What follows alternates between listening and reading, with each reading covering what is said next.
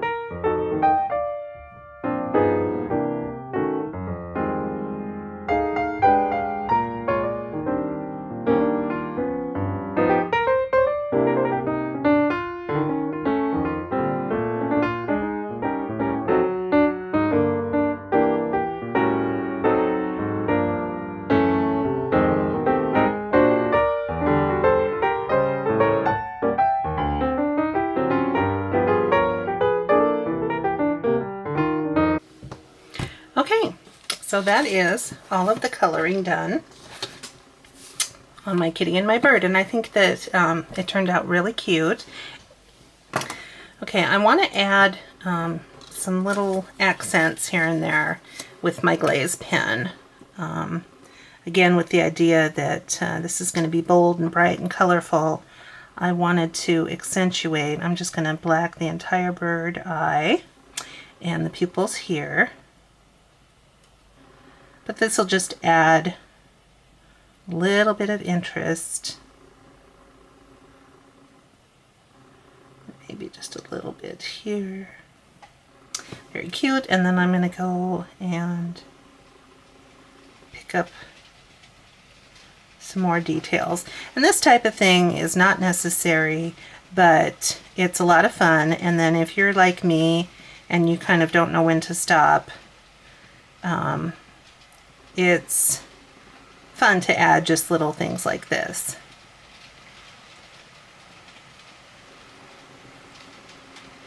You can hear the rain again. I don't want to close my window because the air feels nice, but it's a little loud. Okay, so I'm gonna see. I always have trouble with my white pens. Anyway, I'm just gonna see now if I can add just a little bit of bright spots here and there.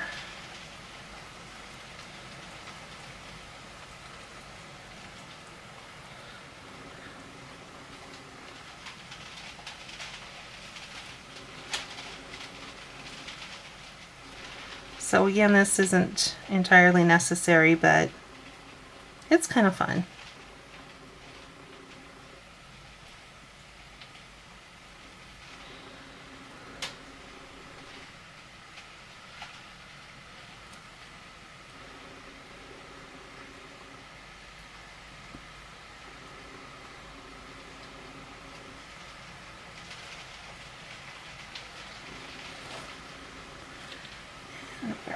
Let's see, maybe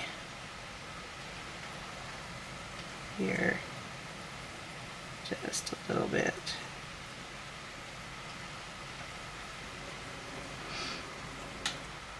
Maybe across the nose.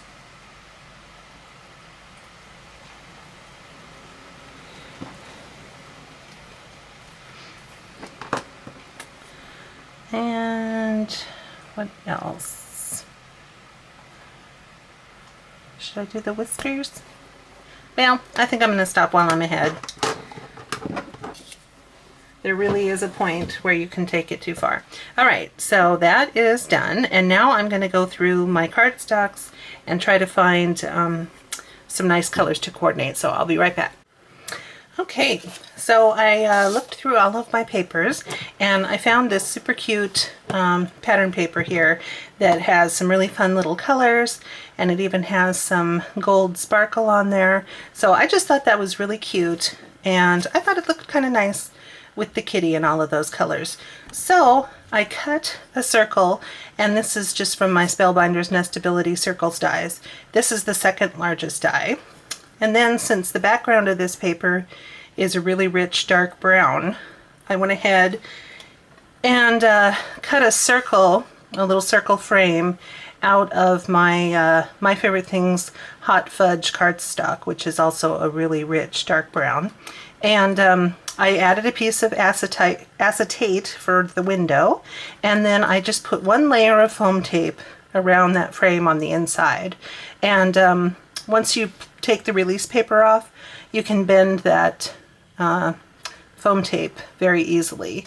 So this is prepared already, and then I went through all of my sequins and I picked out various colors. I have this beautiful peach, I have this pretty orchid color, this one is a chartreuse green, and this one doesn't have a name, but it's very pretty. I got something wrong in there. Anyway, I'll take that out. And then just some standard gold metallic. So I'm just going to sprinkle a little bit in there of each color. And I want to leave this pattern paper face down here. I'm kind of turning my sequins. I like it better when it's with the cup up. I mean, it doesn't really matter, but most of them I want to have the cup up. And I'm not sure how much I want to put in here. I want enough, but I don't want to drown it, especially since I'm going to add so many colors. I want to make sure that I don't fill my shaker to the point that you can't even see the pattern paper behind it. Oops.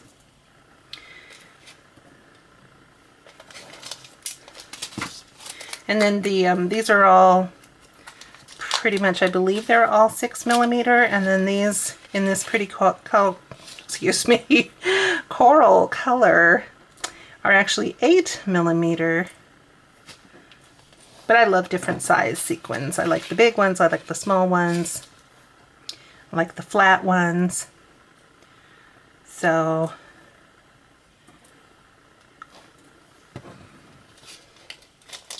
like I said, I just want a nice little taste of all the colors. And then just very few of these gold. There we go, that's probably enough. All right, very cute. So I'm going to spread them out a bit. And again, if you feel like you have too much, you can always kind of scoot some aside.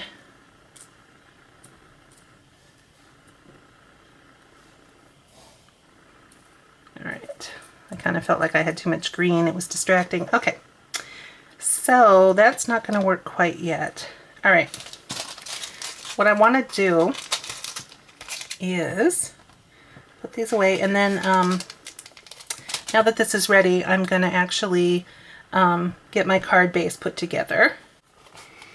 All right, so I have my card base here, and this of course is just an A2 size, so it's 4 1/4 by 5 1/2 side folding card. And let's see here. Okay, now I have this piece of that same Hot Fudge cardstock, and this piece is just 1/8 of an inch smaller than my card base. So that will become my mat.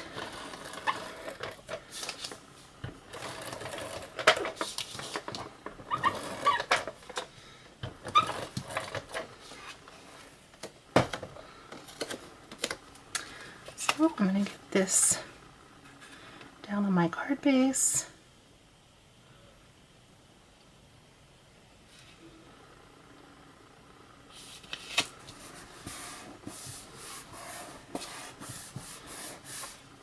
And then I looked through my stash and I found this beautiful blue, and this is from my favorite things, and it's the Summer Splash color, which is one of my all-time favorites. I don't have every single my favorite thing cardstock, but close because I love it and it is so high quality. So I'm just going to lay this down about right here.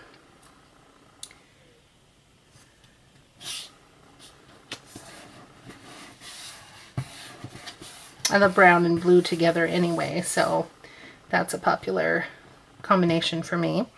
Now, I wonder, I guess I could have put my circle down first before I put my sequins mix on it. So let me, when I put the frame down, it'll definitely help. So let me just kind of figure about right here.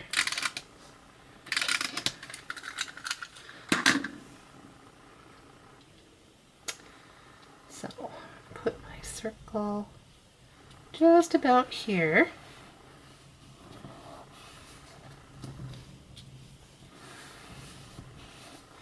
And then I've got my lovely frame piece. Just going to attach my frame down.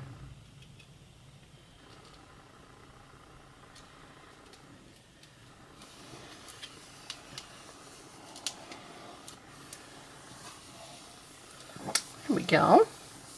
Super cute. So see, just because there's one layer of foam doesn't mean those sequins won't still move. And I kind of like that they don't all just automatically settle at the bottom. And then the kitty is going to sit about right there, but I do want the cat on foam. So I'm just going to take some of those extra pieces. And this is nice because you can actually just tear this foam.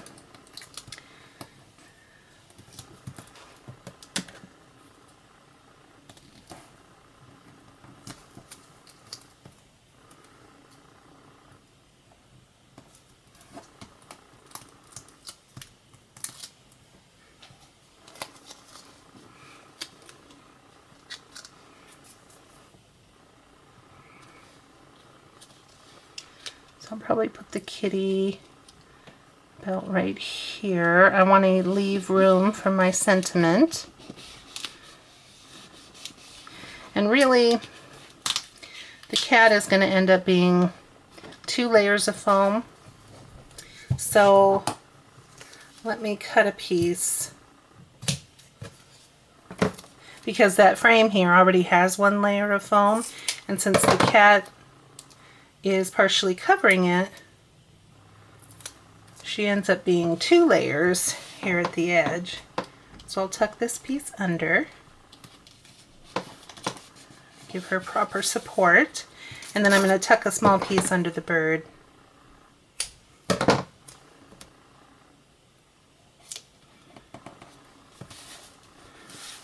Hold that down.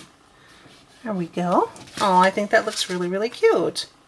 And then, like I said, I'm going to go ahead and put the sentiment on here. So let me figure out the sentiment that I want to use. So hang on just a sec. All right, so I looked through my stamps and I found this one from Lawn Fawn, Love You a Latte. And I'm just going to use this adorable little smile sentiment right here. So I've already got that on a block. And since dark brown is kind of the neutral color here for my card, I'm going to use my VersaFine in Vintage Sepia, which will hopefully be dark enough. And then because it's VersaFine, I am actually going to sprinkle it with clear and heat emboss it so that it'll be nice and shiny.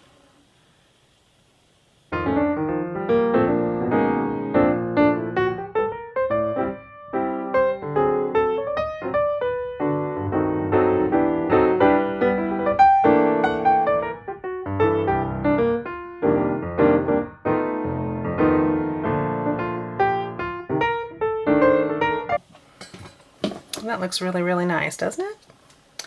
And because of the, the acetate and the shine of the sequins and everything else, it is nice to have a shiny sentiment as well. So I think what I'm going to do, keeping with the circular idea, I think I'm going to cut this out in a circle and maybe add a brown frame. Let me go do that and then we'll see what ends up looking nice. So hang on just a second. All right. I think because of everything that's going on, I really would like to lay this one flat against the card. So let me actually trim this down so that I can kind of tuck it under there. I know I'm doing this whole thing completely backwards, so I apologize. This honestly, though, really is how I tend to do things. I get an idea, or I'll start with my stamp because I love the stamp and I want to color it. And then all of a sudden it's like, okay, now what do I do with it? So then I end up building a card just because I have a stamped image. So you are seeing my process in action. So as long as the end result turns out, I guess it doesn't matter how we get there, does it? All right, so there it is. I think that turned out really, really cute. And it, like I said, it was all inspired because of that darling stamp and those bright, happy colors. So hopefully you enjoy this. Hopefully that you like the look of everything that I put together. I think that even though this center area is so busy, I think the fact that the background is just some plain color, it actually kind of creates a balance, I hope. So if I had put yet another piece of pattern paper or something like that, I think then it truly would have been overwhelmingly busy. So I try to do things balanced. Hopefully this turned out that way.